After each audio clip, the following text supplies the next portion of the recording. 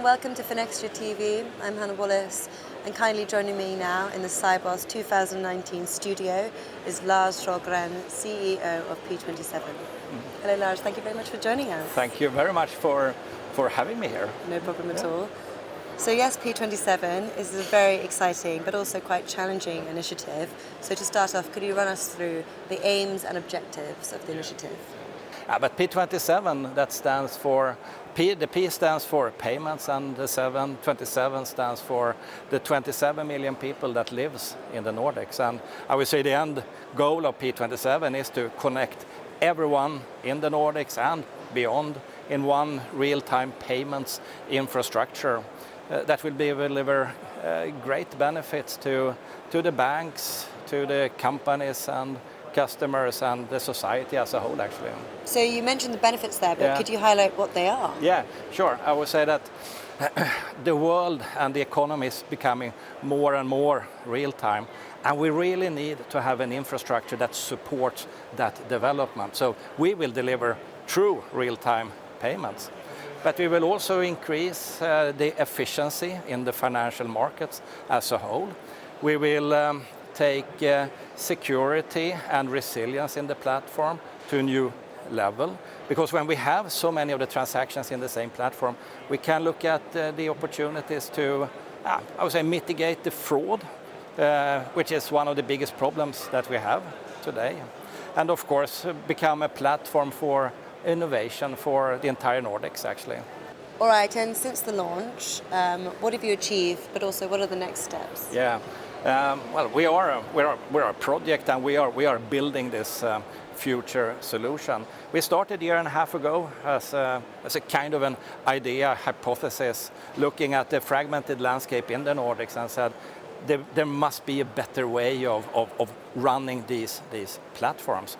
So what we did was that the banks that have invested in P27, they sat down together, initiated a project that then developed a solution that has then transformed into the P27 Nordic Payments Platform company. And right now we are taking the next step there, building the organization, building the solution, partnering up, because this is a partnership.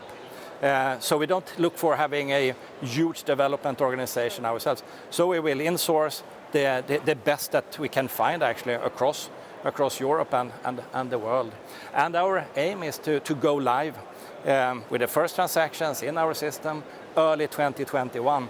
And for all of those who know about infrastructure in the payment, that is we are moving ahead with light speed, actually. It's a very exciting development, and of course you're having a huge impact on banks, vendors and the customers.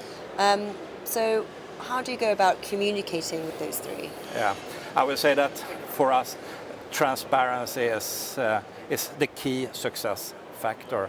Because someone will say, well, here the big banks in the Nordics are doing this only for themselves, but we are very, very careful in the way we communicate, and we are inviting the entire financial industry into reference group meetings, task forces, sounding boards, and we are actually treating everyone the same way. So regardless if you are an owner or just a participant, you basically get exactly the same service offering and on the same terms as well. So for us to be having that transparency, that is the key to success, actually. Right. Yeah, it's fascinating. And now I know you're doing some really exciting work with us, Finextra, but for our audience, can you tell us a bit about what you're working on with us? Yeah, no, exactly. I think that's a brilliant question. For us to creating this ecosystem around P27, because we are in reality an enabler of many other things, right?